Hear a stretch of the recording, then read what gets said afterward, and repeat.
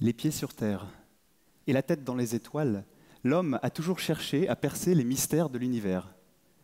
Les sociétés préhistoriques assemblaient déjà les étoiles dans le ciel pour former les constellations.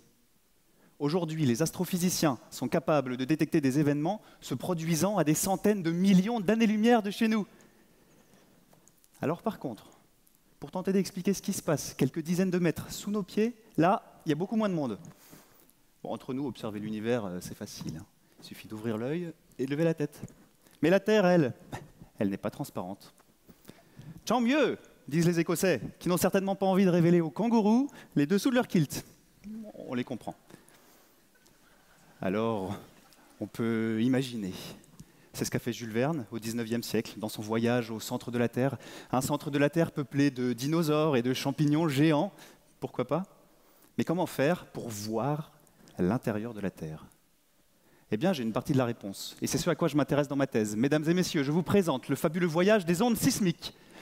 Vous savez, ces secousses ressenties lors des tremblements de terre, ou encore ces vibrations qui vous chatouillent dans Paris lorsque le métro passe sous vos pieds. Les ondes sismiques se propagent à travers la Terre entière en emmagasinant énormément d'informations sur le milieu qu'elles traversent. Nature, composition, densité, viscosité. Et mon métier, c'est de les faire parler. Plus précisément, je développe des codes de calcul haute performance, permettant d'évaluer le temps qu'elles mettent à se propager dans des milieux très complexes, et ce, avec une précision 1000 fois supérieure aux méthodes de calcul déjà existantes. Pour effectuer ces calculs, j'ai besoin d'un modèle. Si le temps calculé dans ce modèle ne correspond pas au temps observé à la surface de la Terre, je vais pouvoir corriger ce modèle pour mieux coller aux observations. Mais prenons une comparaison.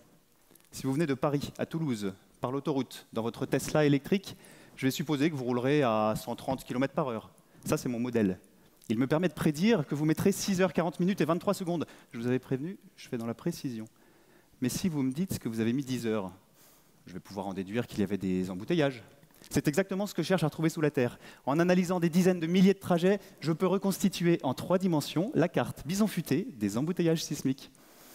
Une carrière de marbre bien compacte, le trafic est fluide.